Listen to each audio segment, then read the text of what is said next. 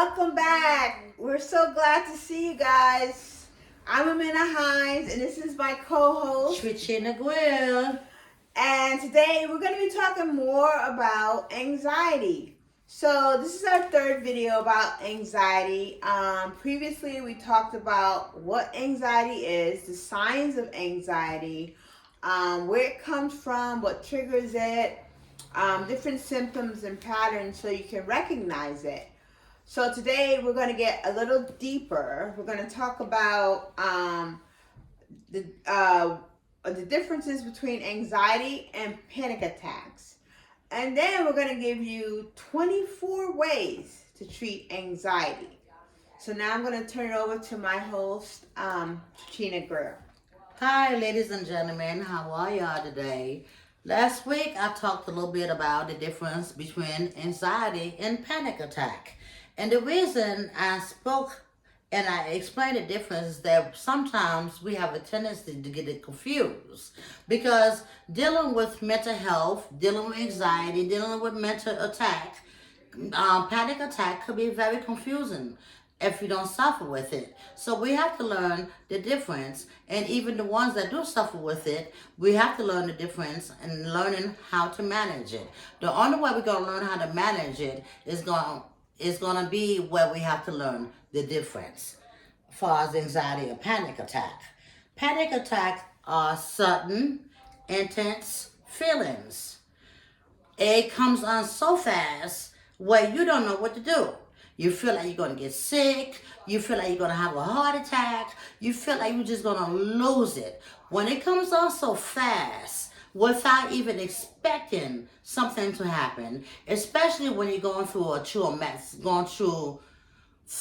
traumatic experience, we do experience panic attacks. And that is a panic attack when it comes on so fast. Now, when you are experiencing an anxiety attack has a tendency to come on a little bit slower. It gradually comes on. But both of them basically have the same symptoms, the same signs. But remember, the panic definitely comes on real fast. It comes on so fast where you don't even know what's happening. The anxiety, you have a little bit more of an understanding of it. For panic attack, you have rapid heart rate, shortness of breath, trembling or shaking.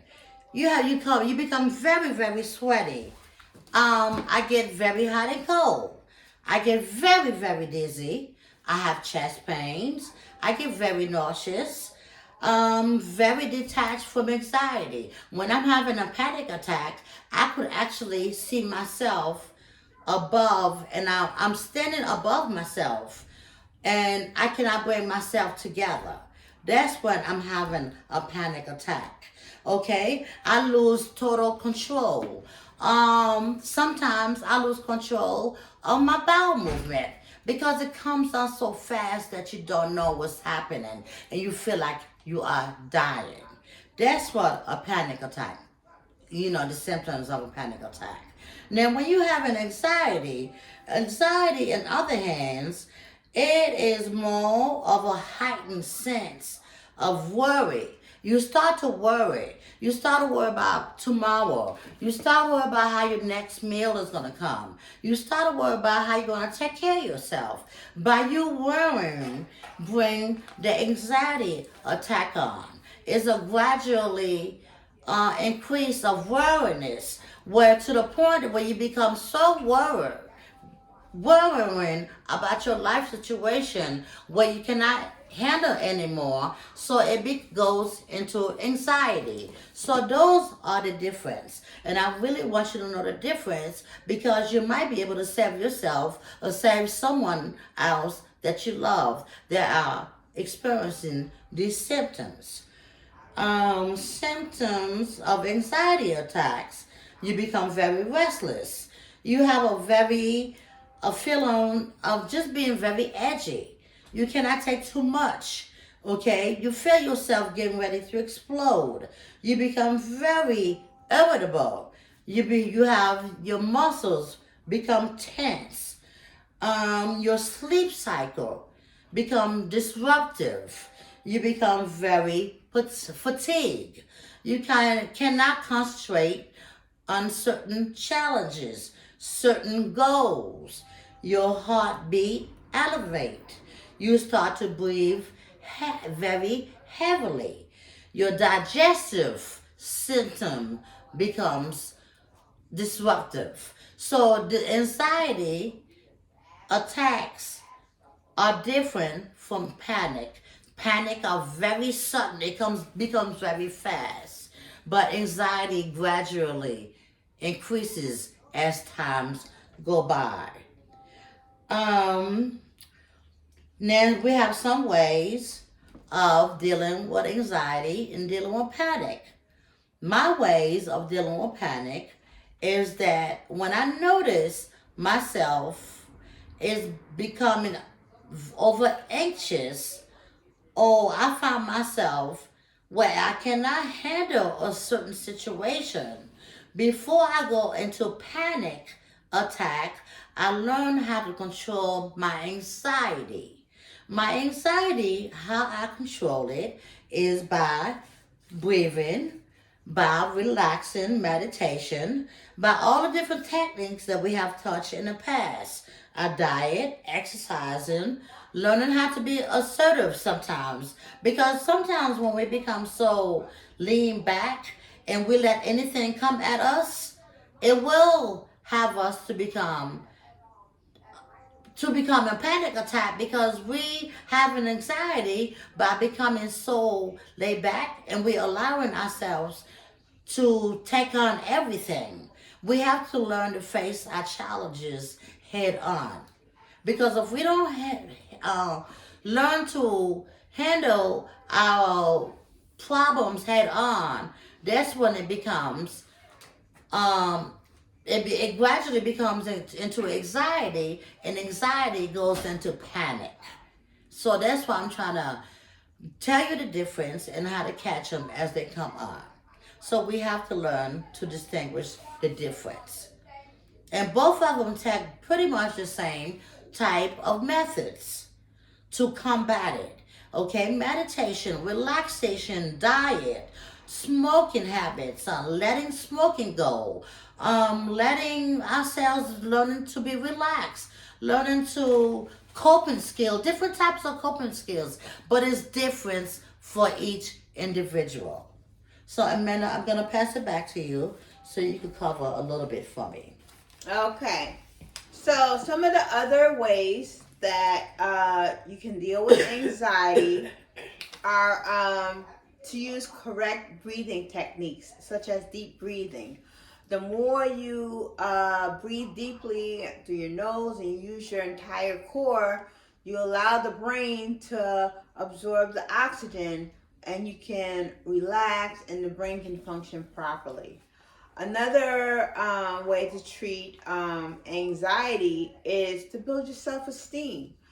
The more you increase your self esteem, the more confidence you have that you can face your challenges head on, as Trachina previously mentioned. Another way is cognitive therapy, it's also known as cognitive behavioral therapy. And this is basically has to do with your thoughts. So if you change your thinking patterns, you can actually change the way your body responds in a given situation. Another way is called exposure therapy. And this type of therapy focuses on gradually exposing you to things, situations, or activities that you fear or find stressful. For instance, if you have a fear of, every time you have to pay your bills, exposure therapy would allow you to gradually increase the amount of time that you spend facing that issue. Um, Another way to treat anxiety is called structured problem solving. And basically, when you use structured problem solving, you try to isolate your problems and you tackle each problem individually using a systematic approach.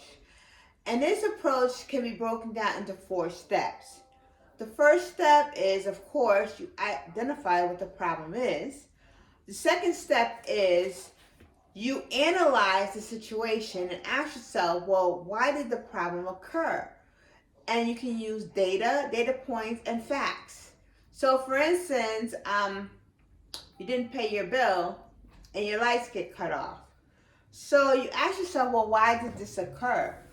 Could it be that you overspent, or you forgot when the due date was, or you didn't check your mail and you didn't get the shut-off notice?